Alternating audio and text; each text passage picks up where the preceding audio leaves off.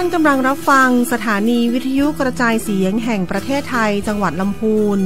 FM 95 เมกะเฮิรตซ์จากนี้ไปขอเชิญติดตามรับฟังรายการธรรมะเดลิเวอรี่ค่ะการเวลาผ่านไปไวดังฝันวนเวียนวันเดือนปีมีนิจสินร้อนผ่านหนาวเข้ามาเป็นอาจินแม้ทวินก็ไม่ทวนหวนกลับคืนการเวลาหมุนไปคล้ายชีวิตตามลิขิตเรื่อยไหลไม่อาจฝืนมีเกิดแก่เจ็บตายไม่ยั่งยืนสุดจะขืนขัดไว้ให้นิรันดร์การเวลาหมุนเรื่อยไปไม่ซับซ้อนที่ยอกย้อนยุ่งยากมากบากบั่นคือชีวิตที่แปรเปลี่ยนไม่เที่ยงทัน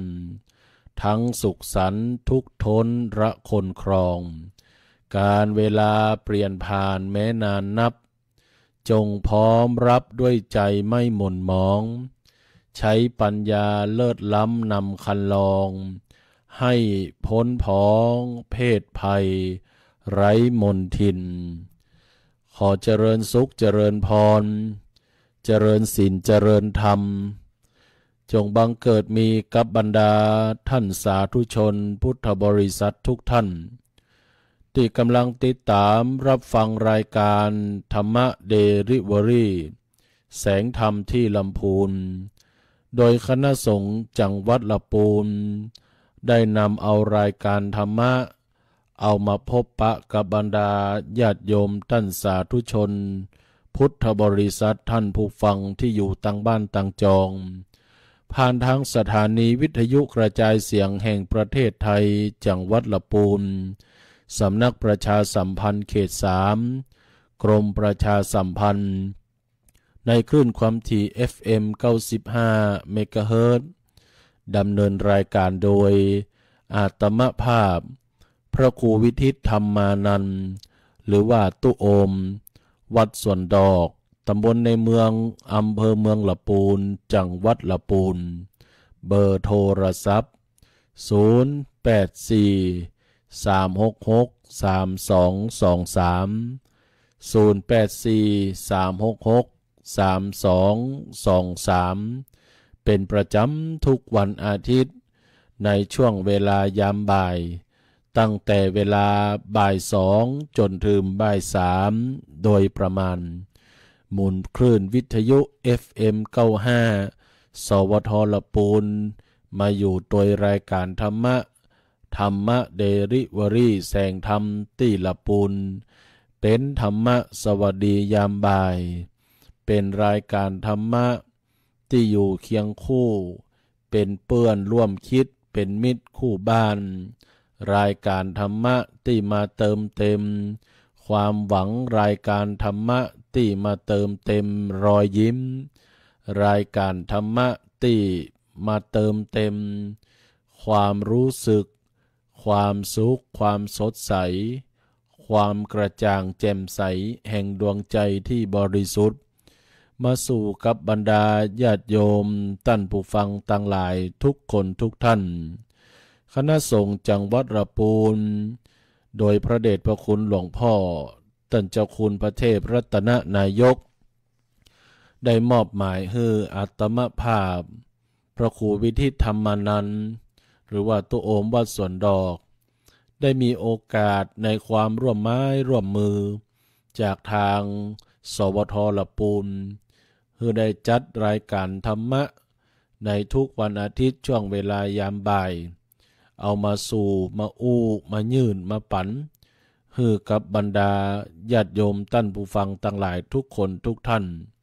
เพื่อหวังว่ารายการธรรมะนี้จะเปรียบประดุจดังยาที่จะไปรักษาให้ใจที่อ่อนล้าของเฮานั้นให้เป็นใจที่เข้มแข็ง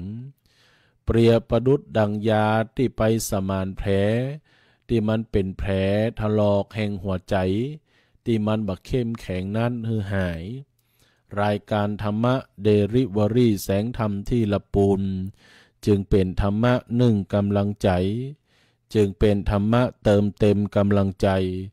ฮือแก่บรรดาญาติโยมท่านผู้ฟังทั้งหลายทุกคนทุกท่านเพื่อยังประโยชน์เพื่อยังความสุขเพื่อยังสิ่งที่ดีงามเป็นข้อคิดมาฮือกับบรรดาญาติโยมท่านผู้ฟังทั้งหลายทุกคนทุกท่านแม้ว่าเราท่านทั้งหลายจะอยู่ที่ไหนตั้งใดก็ตามขอให้รายการธรรมะเดลิเวอรี่แสงธรรมที่ละปูนเปรียบประดุจดังเป็นเพื่อนคู่คิดเปรียบประดุจดังเป็นมิตรคู่บ้านหมุนคลื่น FM 95 สวทละปูนมาปะกันแล้วมาอยู่ด้วยกันมาเป็นเพื่อนรายการธรรมะด้วยกันมาฟังธรรมะที่เป็นสาระข้อคิดเติมเต็มแนวทางชีวิตที่เข้มแข็งฮือกับบรรดาญาติโยมท่านสาธุชนทั้งหลายทุกคนทุกท่านเพื่อประโยชน์เพื่อโสติผลความเป็นมงคลแห่งชีวิตที่จะก่อเกิดกับชีวิตของเราท่านทั้งหลายเมื่อเรามีธรรมะเมื่อเราปฏิบัติธรรมะธรรมะก็จะคุ้มครองธรรมะก็จะรักษาเราแสงธรรมจะนำทางสว่างชีวิตแสงพระธรรมพัฒนาจิตให้สดใสแสงแห่งธรรมส่องสว่างกายและใจแสงนั้นไซคือแสงแห่งพุทธธรรมเราท่านทั้งหลายมีแสงแห่งพุทธธรรมจะมาพัฒนาจิตเฮาให้ร่มเย็นเป็นสุขให้มีจิตใจที่ข่าวใสและอยู่บนสังคมนี้โดยความร่มเย็นเป็นสุขสืบต่อไปในนามของพระเดชพระคุณหลวงพ่อท่านเจ้าคุณพระเทพรัตนนายกเจ้าคณะจังหวัดละปูนและคณะสงฆ์จังหวัดละปูนทุกวัดทุกวาขอมอบผ่านส่งผ่านความห่วงใยส่งผ่านกำลังอกส่งผ่านกำลังใจไปฮือกับบรรดาญาติโยมท่านสาธุชนท่านผู้ฟังทั้งหลายทุกคนทุกท่านทุกบ้านทุกจองทุกที่ทุกต่าง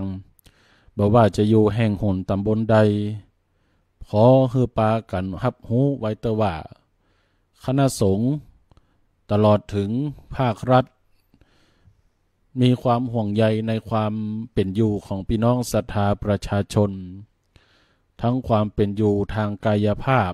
และทางด้านจิตใจทางกายภาพบ่ได้ละทิ้งโดยมีกิจกรรมตั้งแต่การซ่อมสร้างบ้านให้กับผู้ยากไร้การเข้าไปดูแลผู้ป่วยติดเตียงการได้มีส่วนร่วมกับราชการเข้าไปช่วยเหลือเกื้อกูลในทุกขเพศภัยทั้งหลายอันเกิดขึ้นหรือแม้แต่ทางด้านจิตใจก็ขับเคลื่อนธรรมะตั้งแต่ธรรมะรายการที่ทางสถานีวิทยุเองก็ตามหรือแม้แต่ธรรมะที่ขับเคลื่อนผ่านโครงการธรรมะสัญจรภาคประชาชนภาคพรรษาของคณะสงฆ์ที่ปากันขับเคลื่อนทุกๆตำบลก็เต็มไปด้วยความห่วงใยเต็มไปด้วยการทรงมอบกำลังอกกำลังใจให้กับบรรดาญาติโยมท่านทั้งหลายแม้ว่าเหตุการณ์บ้านเมืองเฮาทางด้านเศรษฐกิจก็ดีทางด้านสภาวะเรื่องราวชายแดนที่เกิดขึ้นฝั่งไทยเขมรก็ดีเรื่องราวเกี่ยวกับวงการพระศาสนาวงการคณะสงฆ์ก็ดีสิ่งหนึ่งสิ่งใดที่เฮา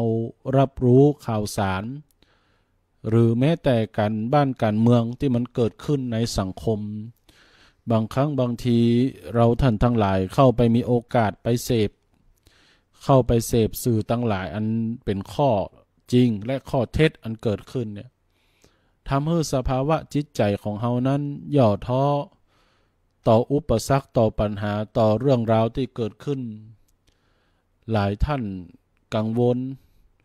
เรื่องของเขมรไทยหลายท่านกังวลเรื่องของเศรษฐกิจหลายท่านกังวลเรื่องของการเมืองหลายคนหลายท่านกังวลเรื่องของวัดวาอารามพระศาสนาเกี่ยวกับพระสงฆ์จนทำให้บางครั้งบางทีนี้บางท่านนี้ถึงกับเอ่ยปากว่าวังนี้บ่ใครไปกินไปตานด้วยเหตุผลว่าใจเฮาฮับบ่ได้กับเรื่องราวอันเกิดขึ้นเพียงแต่ว่าบางคนบางท่านก็บอกว่า โอ้ตึงไข่หนีบ่นับถือละพระพุทธเจ้าบ่นับถือศาสนาละแต่บางครั้งบางทีก็ต้องกลับมาย้อนถามตัวเก่าดูว่าในขณะที่เราท่านทั้งหลายนั้นรับฟังเหตุการณ์ที่เกิดขึ้นกับเรื่องราววงการพระศาสนาวงการสงฆ์เนี่ยเราท่านทั้งหลายแท้ที่จริงเราทั้งหลายมีความนับถือพระพุทธศาสนาเข้าใจหลักคำสอนของพระพุทธเจ้ามากน้อยเพียงใดหรือว่าเรามีความเข้าใจเพียงแค่เรามีความศรัทธากับพระสงฆ์รูปที่มีเรื่องราวเกิดขึ้นมีปัญหาเกิดขึ้นแล้วทำให้เฮาท่านทั้งหลายเหล่านั้นเกิดข้อผิดหวังเมื่อตั้งความหวังกับพระสงฆ์รูปนั้นหรือตั้งความหวังกับเรื่องราวนั้นๆจะเป็นไปมันผิดหวังแล้วก็เลยพาให้จิตใจเฮาเสื่อมเฮาถอยขาดความศรัทธาฉะนั้นเฮามีความศรัทธาในพระพุทธศาสนาหรือมีความศรัทธาในตัวบุคคลถ้าเรามีความศรัทธาในตัวบุคคลใจเฮาก็เป็นเรื่องปกติของปุถุชนก็เป็นธรรมดาแต่นั้นพึงเข้าใจว่านั่นแหละเมื่อเฮาเอาใจไปมีความศรัทธากับตัวพระสงฆ์เลือกศรัทธาในตัวพระสงฆ์บุคคลนั้นตนนั้นแต่ว่าเราบ่มีความศรัทธาในพระพุทธศาสนาในคำสอนที่เป็นข้อเท็จจริงของพระพุทธเจ้าบางคนบางท่านมีความศรัทธาในพระพุทธศาสนาก็จะเข้าใจแล้วก็จะบ่เดือดร้อนกับเรื่องราวที่เกิดขึ้นแม้ว่ามันจะเกิดขึ้นโดยปัญหาที่เกี่ยวข้องกับสีกาปัญหาที่เกี่ยวข้องกับเงินคำกำแก้วปัญหาที่เกี่ยวข้องกับเงินตราที่เกิดขึ้นกับบัตรเนี่ยนะถ้าเรามีความศรัทธามีความเข้าใจในหลักศรัทธาในทางพระพุทธศาสนาเนี่ยเราจะเข้าใจความเป็นไปการเปลี่ยนแปลงและพลังแห่งศรัทธาที่มันมีขึ้นศรัทธาที่ถ้ามีความศรัทธาในพุทธศาสนาจะมีความศรัทธาเข้าใจอยู่4เรื่องที่1คือความเชื่อศรัทธานี่หมายถึงความเชื่อเรื่องกรรมเถ้าเราตั้งหลายมีความศรัทธามีความเชื่อเรื่องของกรรมนั่นหมายถึงว่าการกระทำของมนุษย์คนเรานะเป็นไปด้วยเจตนาศรัทธาอันแรกคือศรัทธาเรื่องของการกระทำของมนุษย์ว่าจะเป็นฟังดีและฟังบดีล้วนแล้วแต่เกิดขึ้นกับปัจจัยอันนั้นความเชื่อเรื่องแรกที่พุทธเจ้าสอนเรามีความเชื่อคือเชื่อเรื่องกรรมเชื่อเรื่องที่2ผลวิบากคือผลของกรรมผลของการกระทำท่านทั้งหลายสังเกตอันเรื่องราวที่มันเกิดขึ้นกับสังคมเฮาเนี่ยที่มันเกิดขึ้นเพราะผลจากการกระทำตนนั้นได้ลาสิกขาตนนั้นถูกฟ้องร้องถูกเงียบถูกจับเพราะผลจากการกระทำทางฝั่งบดีเนี่ยนี่แหละวิบากหรือการเสวยผลของกรรมจะโวยก็วันหนึ่งก็ต้องเปลี่ยนไปแบบนั้นถ้าทำความดีผลของกรรมก็จะถูกยกย่องเชิดชูผลของกรรมดีที่ทำก็ยกย่องเชิดชูส่งผลให้ความรุ่งเรืองแห่งการเปลี่ยนไปแห่งชีวิตทั้งกายและจิตใจเนี่ยมันเจริญขึ้นนั่นผลของกรรมดีให้มันหนึ่งก็ต้องมีความเชื่อว่าทุกคนตั้งแต่คนและสัตว์ในโลกเนี่ยมีกรรมเป็นของตัวเก่ากรรมภัยกรรมมันรับผิดชอบกรรมของตัวเก่าเป็นไปตามวิบากกรรมของตัวเก่านั่นหมายถึงว่ามีความเชื่อเรื่องของเราเป็นเจ้าของการกระทำของตัวเก่าญาติโยมจะไปใจไผ่ทำคนที่ทำก็คือเจ้าของกรรมเราก็มีกรรมเป็นของตัวเก่าเนาะจะต้องได้รับผลของกรรมและเป็นกรรมส่วนบุคคลเนี่ยสุดท้ายเชื่อว่าพระพุทธเจ้าตัดสรู้เป็นเรื่องจริงศรัทธาในพระรัตนตรัยหรือพระพุทธเจ้าเป็นต้นนั้นความเป็นพระพุทธเจ้าก็คือรู้ตื่นเบิกบานถ้าเราศรัทธาในพระพุทธเจ้าเราจะเป็นคนที่รู้ก็คือรู้ข้อเท็จข้อจริงแห่งโลกสงสารรู้ธรรมรู้อัตถ์ตื่นจากความเมามัวหลงไหลลับไหลโดนเปิ้นจุเปิ้นหลอกและเบิกบานก็คือบ่เอากรรมของตัวเก่าไปติดกับคนอื่นบ่เอากรรมของคนอื่นมาติดกับตัวเก่า ประคองตัวเก่าเป็นไปได้นั่นแหละผลของการมีศรัทธาในพระพุทธศาสนาถ้าเราศรัทธาในพระพุทธศาสนาอย่างแท้จริงเราจะมีความเชื่อตามแนวทางที่พระพุทธเจ้าทรงตรัสไว้ก็คือ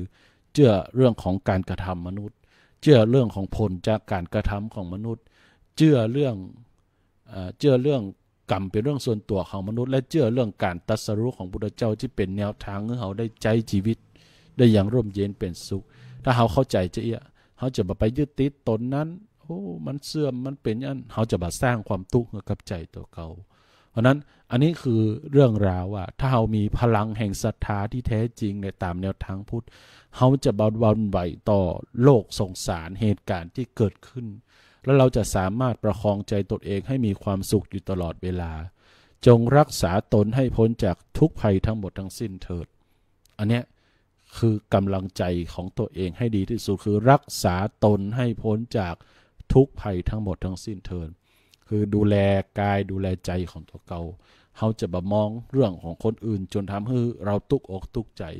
เราจะบ่ใส่ใจกรรมของคนอื่นและเอามาเป็นเรื่องหนักอกหนักใจตัวเก่าแต่เราจะมองกรรมของตนเองในฝั่งดีเราจะมองผลจากกรรมดีของตัวเก่าเราจะมองในเรื่องของการกระทำที่เป็นสิ่งดีและเป็นสิ่งที่ทำให้ตัวเก่านั้นพบผ่านกับความสุขและเราจะเดินตามเส้นทางของพระพุทธเจ้าเชื่อว่าการตรัสรู้ของพระพุทธเจ้าเป็นสิ่งที่แท้จริงเดินตามแนวทางของพุทธะคือเดินตามความตรัสรู้เดินตามความเป็นผู้รู้ผู้ตื่นผู้เบิกบานความร่มเย็นเป็นสุขก็จะเกิดขึ้นกับเฮาก็มาเติมเต็มกำลังใจของญาติโยมท่านทั้งหลาย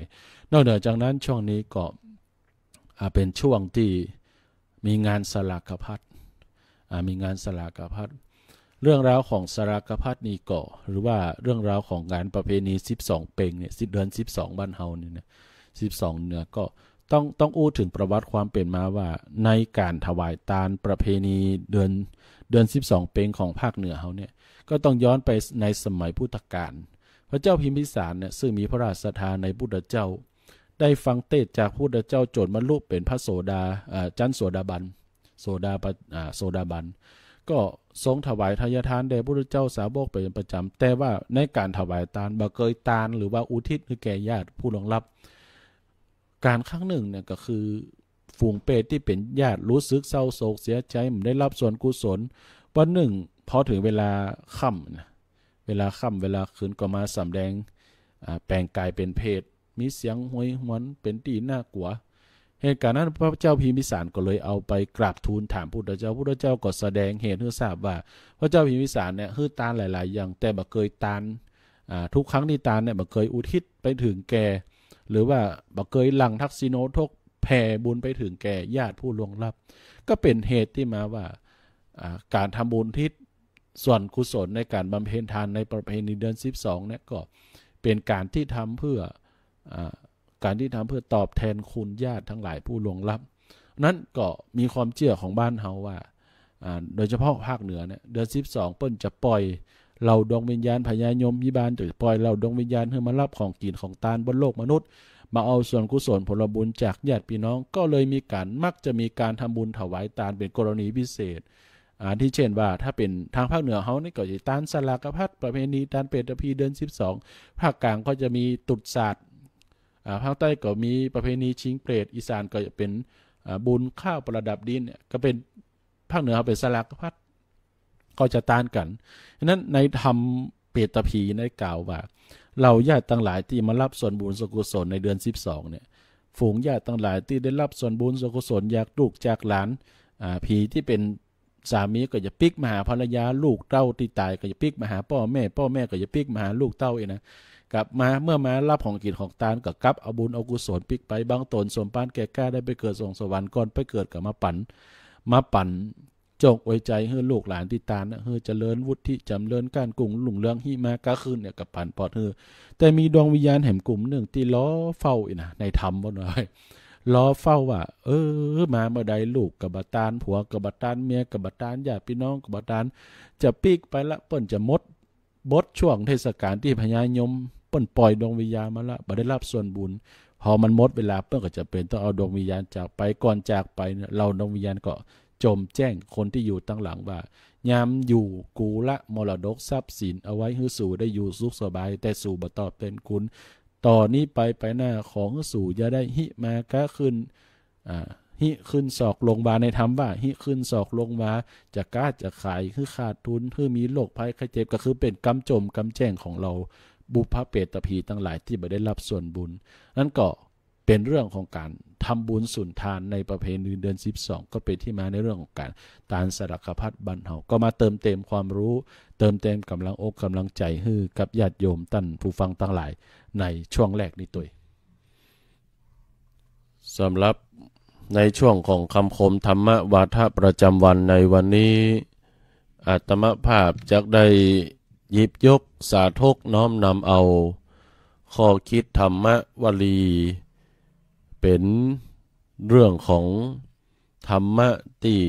องค์สมเด็จพระสัมมาสัมพุทธเจ้าได้แจ้งแสดงไว้แล้วก็นักปราชญ์ราชบัณฑิตก็เอามาเป็นหัวข้อธรรมเพื่อให้คนเฮาตั้งหลายได้เข้าใจง่ายโดยบทประพันธ์บทหนึ่งได้กล่าวว่าลมหายใจคือสมบัติที่มีค่าที่สุดสุขภาพคือลาภที่ประเสริฐที่สุดปัญญาคือแสงสว่างที่เลิศที่สุดวิชาความรู้คือมิตรที่ดีที่สุดและบุญคือทรัพย์ที่มั่นคงที่สุดทั้ง5ประการนี้จักได้นำเอามาอู้เอามาเล่าเอามาสู่มายื่นมาปั่นให้แก่ญาติโยมท่านผู้ฟังทั้งหลายทุกคนทุกท่านในช่วงของคำคมธรรมะวาทะประจำวันนี้ยังอันแรกนี่ก็คือลมหายใจคือสมบัติที่มีค่าที่สุดญาติโยมท่านผู้ฟังทุกท่านลมหายใจเป็นหนึ่งในธาตุสี่คือธาตุลมเราได้รับลมหายใจจากผู้เป็นพ่อเป็นแม่มาตั้งแต่วันที่เราถือกำเนิดเกิดขึ้นมาเลยเป็นมรดกชิ้นแรกและเป็นมรดกชิ้นสำคัญแห่งชีวิตของมนุษย์คนเราเพราะทุกๆชีวิตที่ใจชีวิตอยู่ต้องอาศัยลมหายใจแม้แต่พระตุเจ้าพระสงฆ์โยคีแม่ชีผู้ปฏิบัติธรรมก็อาศัยลมหายใจในการปฏิบัติธรรมเพื่อให้เกิดสภาวะแห่งความรู้แจ้งทีนี้ลมหายใจเป็นสมบัติที่มีค่าเพราะล้วนแล้วแต่จะดำเนินจะเดินแห่งชีวิตจะมีชีวิตอยู่ลมหายใจเป็นเครื่องนำพาให้ชีวิตเฮาดำเนินเดินไปข้างหน้าอาตมภาพได้ยินคนเปิ้นเล่ามาว่าเช่นสมัยของพระเดชพระคุณหลวงปู่พระธรรมสิทธาจารย์หลวงปู่หนูถาวโรอดีตที่ปรึกษาเจ้าคณะจังหวัดเชียงใหม่วัดพระสิงห์วรมหาวิหารหลวงปู่เป็นคนอุบลราชธานีแล้วก็มาพัฒนาการศึกษาสงฆ์และเป็นเจ้าอาวาสที่วัดพระสิงห์เชียงใหม่ตอนเปิ้นยังดำรงธาตุขันธ์มีชีวิตอยู่และอยู่ในวัยประมาณอายุสัก50-60นะเปิ้นก็เป็นผู้ดำเนินรายการทางวิทยุสถานีวิทยุก็เปิดหน้าสายก็คือเปิดให้ศรัทธาญาติโยมได้โทรศัพท์มาสอบถามปัญหาธรรมะมีโยมท่านหนึ่งได้โทรศัพท์มาถามปัญหาให้กับหลวงปู่เพื่อที่จะให้ชี้แจงแถลงธรรมะถามว่าหลวงปู่อย่างที่สำคัญที่สุดที่มีค่าที่สุดในชีวิตของคนเฮาหลวงปู่หนูเปิ้นก็กล่าวว่าที่มีค่าสำคัญในชีวิตของคนเฮานี่เมื่ออู้ถึงชีวิตก็ที่มีค่าและสำคัญก็คือลมหายใจ ก็เลยเป็นที่มาว่าคนเฮาจะฮู้ได้จะได้ว่าตายเขาบ่ตายนะลมหายใจเข้าไม่หายใจออกก็ตายหายใจออกไม่หายใจเข้าก็ตายหลวงปู่แจ้งไว้จีเพราะนั้นสมบัติที่มีค่าที่สุดของคนเฮาที่จะยังชีวิตของเฮาดำเนินไปได้คือลมหายใจเพราะเขาได้รับมาจากพ่อจากแม่เป็นมรดกชิ้นแรกพ่อแม่คือลมหายใจเกิดขึ้นมาแล้วลองคลอดออกจากครรภ์มารดายามอยู่ในท้องนี่เขาได้อาศัยสายโรคสายดื้อหายใจพอออกจากครรภ์มารดาตัดสายโรคสายดื้อแล้วก็ปิกมาใจลมหายใจต่อเก่านั้นลมหายใจเป็นสมบัติที่ทรงคุณค่าเพราะทำให้คนเราจะทำสิ่งใดๆในโลกนี้ในขณะที่มีชีวิตในแก่ว่ามีลมหายใจอยู่เนี่ยมันเลยเป็นสมบัติสิ่งที่มีค่าเมื่อหมดลมหายใจจะเอาอันอย่างไปแลกจะมีค่านับหมื่นนับแสนก็บ่สามารถที่จะแลกลมหายใจได้มีบ้านมีรถมีลาเมื่อคนเฮาหมดลมหายใจจะเอาเงินไปแลกนี่ก็เป็นไปบ่ได้เพราะนั้นลมหายใจจึงมีคุณค่าเราจงรักษาลมหายใจในขณะที่ตัวของคนเฮาเนี่ยมีลมหายใจอยู่ในจงประคับประคองให้ลมหายใจมันทรงคุณค่าอยู่ตลอดเวลานั่นได้แก่ลมหายใจที่มีคุณค่ายามมีชีวิตอันที่สองคำกล่าวที่บอกว่าสุขภาพคือลาภที่ประเสริฐที่สุดพระบาลีที่บอกว่าอโรคยาปรมาราภาความไม่มีโรคเป็นลาภอันประเสริฐญาติโยมท่านทั้งหลายลองสังเกตเพราะว่าเหตุผลที่นักปราชญ์เปิ้นได้เขียนว่าสุขภาพเป็นลาภที่ประเสริฐที่สุดด้วยเหตุผลว่า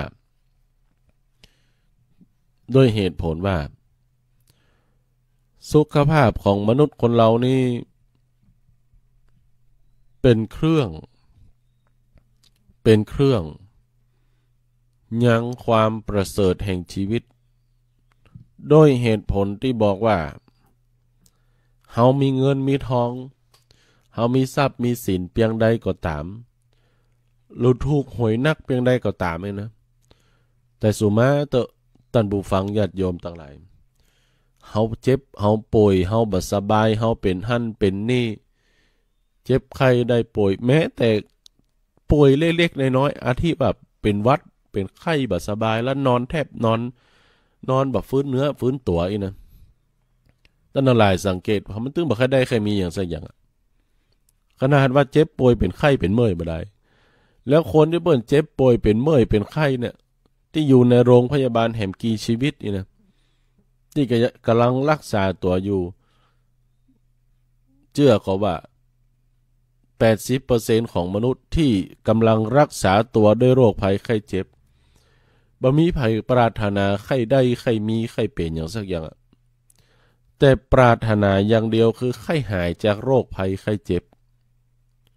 ไข้หายจากโรคภัยไข้เจ็บมาได้จะหายหมอเตียวเข้ามาหมอมาได้จะได้ออกโรงพยาบาลนี่กินยาแล้วไม่ได้อีแม่จะหายเป็นโรคระดับต้นไปจนถึงอาการของโรครุนแรงเพียงใดก็ตามมักจะถามว่าเมื่อใดเขาจะหายเมื่อใดเขาจะหายเมื่อใดเขาจะพ้นจากโรคภัยไข้เจ็บอันนี้คนเรามักจะบัดถามหาทรัพย์สินเงินทองในขณะที่เกิดโรคภัยไข้เจ็บเพราะฉะนั้นความมีโรคภัยไข้เจ็บเนี่ยมันดึงสุดยอดยิ่งกว่าถูกหวยรวยแชร์บางคนมีเงินเป็นล้านร้อยล้านพันล้านแสนล้านหมื่นล้านจะได้ก็ตามแต่นอนติดเตียงแทบเป็นป่วยด้วยโรคภัยไข้เจ็บตลอดระยะเวลาในการใช้ชีวิต1 วัน24 ชั่วโมง1 อาทิตย์7 วันหรือ30 วันใน1 เดือนเนี่ยเตวเข้าออกโรงพยาบาลอยู่ตลอดเวลารักษาตัวเก่าอยู่ตลอดเวลาแล้วถามหาอย่างละคือลาบโจกลาบกะที่มันมีโรคภัยไข้เจ็บมันก็เป็นไปบ่ได้เพราะนั่นคือสุขภาพที่เป็นลาภอันประเสริฐของคนเฮาที่สุดลาภอันประเสริฐอันได้แก่การมีสุขภาพกายใจที่แข็งแรงสมบูรณ์คือลาภที่ประเสริฐที่สุดอันนี้เป็นประการที่2ประการที่3ปัญญาคือแสงสว่างที่เลิศที่สุด ปัญญาโรกัสสมิปโชโต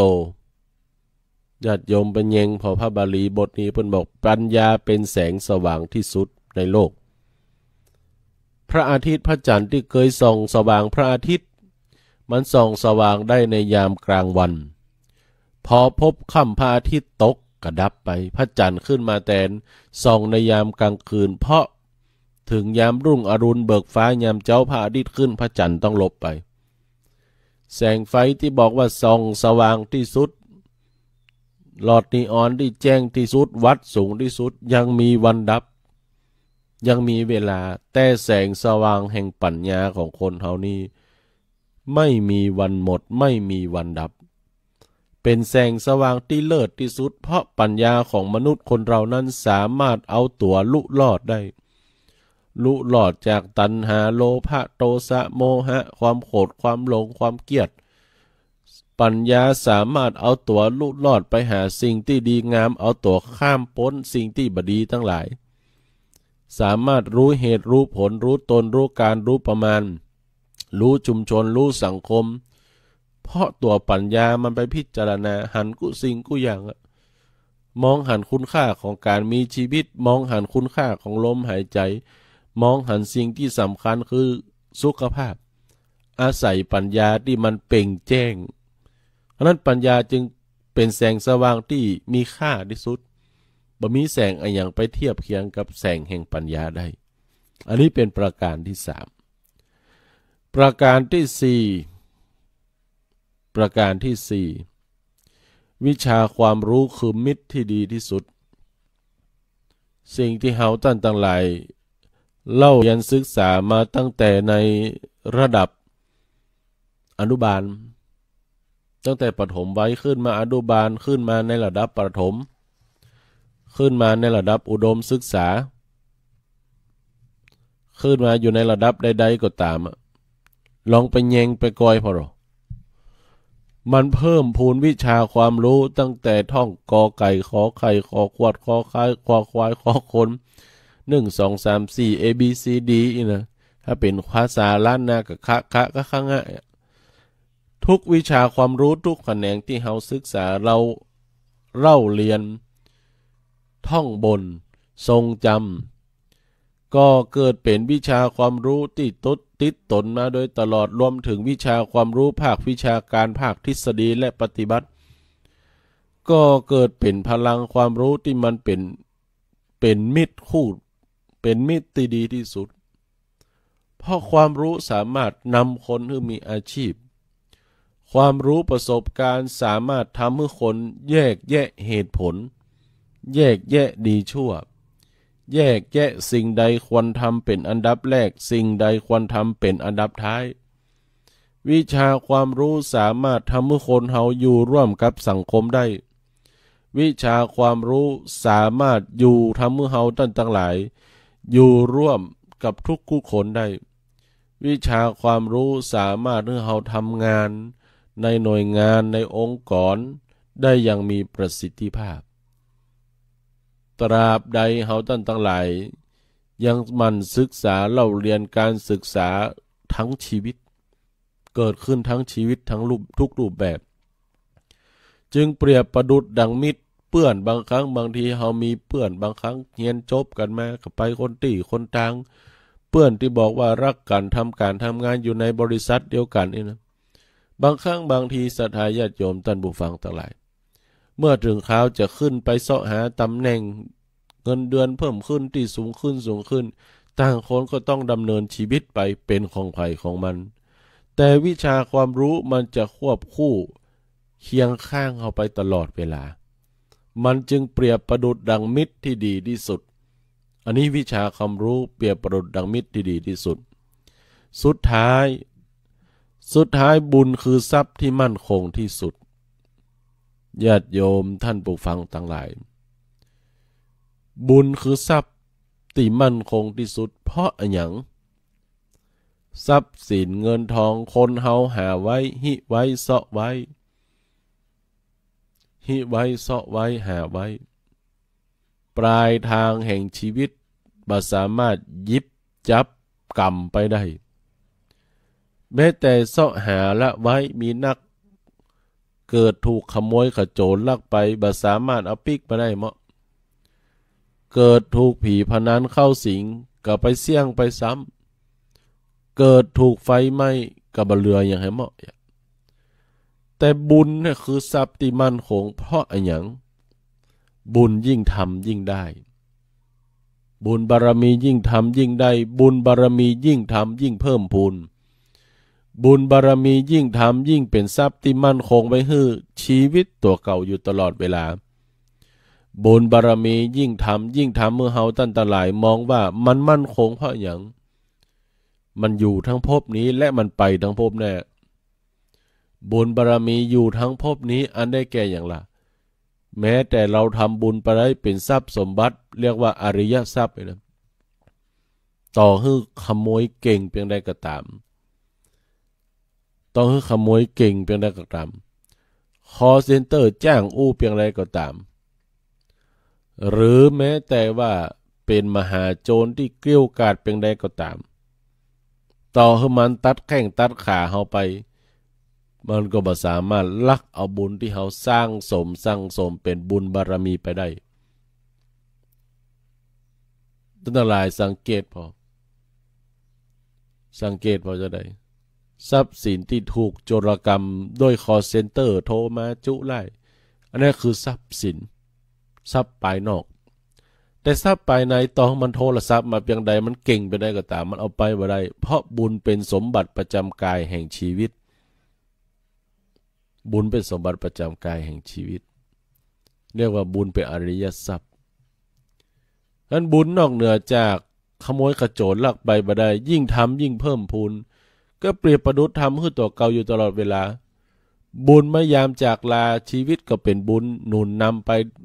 เป็นเครื่องนำปลาไปสู่ภพหน้าภูมิหน้าทรัพย์ภายนอกนี่เอาละไปเป็นสาทานละไปให้ลูกให้หลานเป็นมรดกให้ลูกให้หลานเอาอย่างไปบ่ได้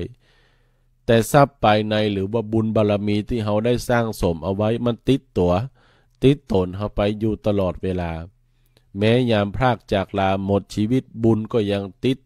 ตนเราไปสู่ภพภูมิที่ดีนั้นดัง5ข้อที่อาตมาภาพชี้แจง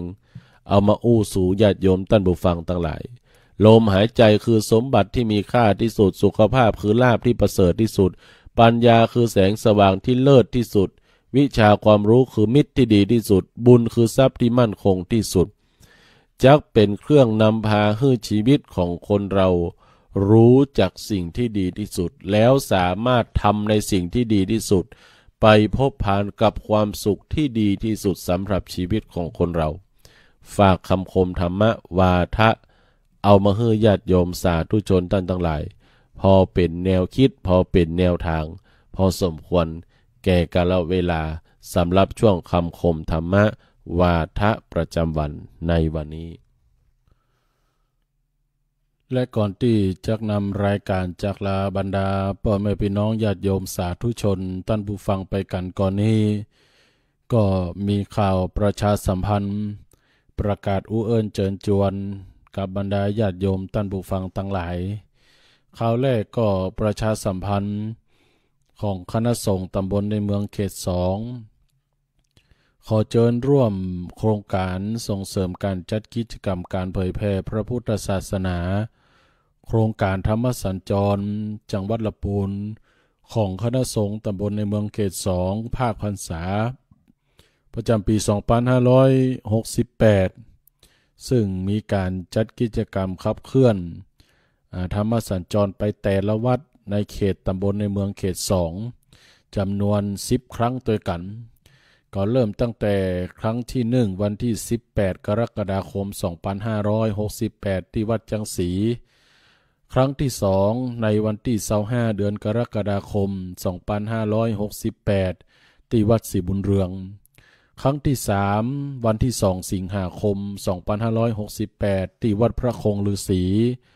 ครั้งที่4วันที่9สิงหาคม2568ที่วัดสวนดอกครั้งที่5ที่วัดสันปะยังหลวงในวันที่17สิงหาคม2568โดยมีองค์แสดงพระธรรมเทศนาคือหลวงพ่อท่านพระครูสิริสุตานุยุต รองศาสตราจารย์ดร.รองเจ้าคณะอำเภอเมืองลำพูนวัดป่าเหียววันที่23สิงหาคม2568ที่วัดจังกองโดยมีท่านพระครูสิริสุตาพิมลดร.เจ้าคณะอำเภอต้งหัวจ้างวัดสุพรรณรังสีเป็นองค์เทศวันที่31สิงหาคมที่วัดไก่แก้วโดยมีท่านพระครูกิติปริยัตินิเวศรองเจ้าคณะอำเภอเมืองลำพูนวัดแม่สานประคามเป็นองค์เทศวันที่15กันยายน2568ที่โบราณสถานเจ้าพ่อกูจากโดยมีท่านพระครูวิบูลย์เจติยาธรรองเจ้าคณะจังหวัดลำพูนพระประธานอริพุนชัยวรมหาวิหารเป็นองค์เทศวันที่22กันยายน2568ที่วัดหนองเซ้งโดยมีท่านพระเดชพระคุณพระเทพรัตนนายกเจ้าคณะจังหวัดลำพูนพระประธานอริพุนชัยวรมหาวิหารเป็นองค์เทศและครั้งที่10วันที่30เดือนกันยายน2568ที่วัดมงคลปุญชยารามวัดสันปะยังนอมโดยมีท่านเจ้าคุณพระสุวรรณเมธีรองเจ้าคณะจังหวัดเชียงใหม่วัดพระธาตุสีจอมตองเป็นองค์เทศก็ต้องขอเรียนเชิญบรรดาญาติโยมท่านทั้งหลายร่วมโครงการธรรมสัญจรของคณะสงฆ์ตำบลในเมืองเขต2ซึ่งในแต่ละวันพระแต่ละวันศีลก็จะมีกิจกรรมตั้งแต่เวลา 18:06 น.มแลงเป็นต้นไปมีการทำวัดสวดมนต์และหลังจากนั้นเวลา 19:30 น.ก็จะมีการแสดงพระธรรมเทศนาน้อมเอิ้นเชิญชวนประกาศร่วมทำบุญตั้งแต่เป็นเจ้าภาพโรงทานน้ำปานะเจ้าภาพกันเทศหรือจะร่วมทำบุญทั่วไปก็ประชาสัมพันธ์เชิญชวนไปร่วมในแต่ละที่ตามที่ประชาสัมพันธ์ให้กับบรรดาญาติโยมสอบถามรายละเอียดเพิ่มเติมที่อัตมภาพพระครูวิทิตธรรมนันท์ที่เบอร์โทรศัพท์0843663223 0843663223ตั้งแต่บัดนี้เป็นต้นไปจึงประชาสัมพันธ์ให้กับบรรดาญาติโยมท่านผู้ฟังทั้งหลายได้รับทราบโดยทั่วกันข่าวประชาสัมพันธ์ข่าวที่2ขอเชิญร่วมงานประเพณีสลากย้อมเมืองลำพูนหนึ่งเดียวในโลกประจำปี2568ระหว่างวันที่1ถึงวันที่7เดือนกันยายน2568ณวัดพระธาตุหฤบุญชัยวรมหาวิหารจังหวัดลำพูนซึ่งในงานก็จะมีการแสดงต้นสลากย้อมสูงบ่ต่ำกว่า12เมตรแล้วก็บ่เกิน15เมตรบริเวณพระประธานหฤบุญชัยมีการประกวดต้นสลักย้อมที่สูงที่สุดในโลกโดยองค์การบริหารส่วนจังหวัดลำพูนจะได้มีการจัดประกวดและแต่ละวันในช่วงแต่วันที่1ถึงวันที่6ภาคเมื่อคืนก็จะมีการแสดงศิลปะวัฒนธรรมมีการประกวดการห้ำกะโลงมีการประกวดการแสดงศิลปะวัฒนธรรมต่างๆและกำหนดการในวันที่7ซึ่งเป็นวันสุดท้ายเป็นวันงานใหญ่เป็นวันงานถวายตาลสลากย้อมและเส้นสลากก็จะเริ่มตั้งแต่เวลา 7:07 น.เป็นต้นไปมีการทำบุญตักบาตรและหลังจากนั้นพี่น้องศรัทธาประชาชนก็สามารถร่วมทำบุญตั้งการขันเข้า9 โมงก็จะมีการปล่อยขบวนสลากย้อมเข้าสู่พระประธานหฤบุญชัยเวลา 12:00 น.จะมีพิธีทางศาสนาแสดงพระธรรมเทศนาถวายเส้นสลากนั้นก็ประกาศเอิ้นเชิญชวนบรรดาท่านผู้ฟังทั้งหลายทุกคนทุกท่านร่วมงานประเพณีสลากย้อมเมืองลำพูนหนึ่งเดียวในโลกณวัดพระธาตุหฤบุญชัยวรมหาวิหารในวันที่1ถึงวันที่7เดือนกันยายน2568ประกาศเชิญชวนขอเชิญร่วมทำบุญเป็นเจ้าภาพขันเข้าถวายภิกษุสามเณรในงานประเพณีสลากย้อมช่วงวันที่1ถึงวันที่7กันยายนขันเข้าขันละ50 บาทร่วมทำบุญบริเวณหน้าวิหารหลวงพระธาตุหฤบุญชัยได้ตั้งแต่บัดนี้เป็นต้นไปจึงประชาสัมพันธ์ด้วยกับบรรดาท่านผู้ฟังทั้งหลายทุกคนทุกท่านได้รับทราบโดยทั่วกันเอาละเวลาหมดเวลาจักขอนำรายการย่างย้ายอำลาจากลาบรรดาท่านผู้ฟังไปกันให้ก่อนเฮาก้อยมาปะกันใหม่ในวันอาทิตย์หน้าหมดเวลาแล้วท่านทั้งหลายเฮ้ยเสียดายแต่เฮยเวลาบ่ท่าบ่อินดูตาขออินดูหน้าจักขออำลาจากย้ายเทวบุตรตารักษานี้ไว้จุงเผยพอใกล้ทุกคนอย่าฮือเคราะห์ร้ายมาถูกตดตนเฮยญาติโยมทุกคนอินพรหมอยู่ใกล้ขอเล่าเทวดานาคาต่ำใต้รักษาโพยภัยพี่น้องไผ ยะกังวลอย่าได้เข้าซ้อนอย่าเจ็บป่วยไข้โรคาเจ็บหัวปวดท้องเจ็บน่องเจ็บขาขอผ่องพญาไก่กาจากเจ้าเพื่ออายุยืนยาว120 ขวบเข้าสมดังกำปอนนิสัยก่อนพรากจากกันขอจำชื่อไว้เตอะรายการธรรมะแสงธรรมโปรดจำชื่อไว้เตอะดวงไทยตาคำก้อยมาฟังธรรมขี้ญาวันนาก้อยมาฟังธรรมขี้ญาวันนายะถาสพีป้อนดีพุทธใจยมังกละน้อมเอามาปั่นรายการธรรมะเดริวอรี่แสงธรรมที่ละปูนที่เฮาฟังกันเวลาก็ผ่านมดลงเสี่ยงลงต่ออีกวันที่หน้าเจิญมาปะกันที่นี่เวลาปอดีบ่น้อยสุข3 ประการเจยบานชื่นจ้อยกล่าวเป็นคำถ้อยฮือฟังอายุวันนะพละสุขขังมีแก่คนฟังเหมือนกันจูผู้มีแก่คนฟังเหมือนกันจูผู้อยู่ดีมีสุขมีโชคมีใจไร้โรคโศกภัยร่ำรวยเงินทองเหมือนกันจุผู้นายคนเด้ออายุวันโนสุขังพลัง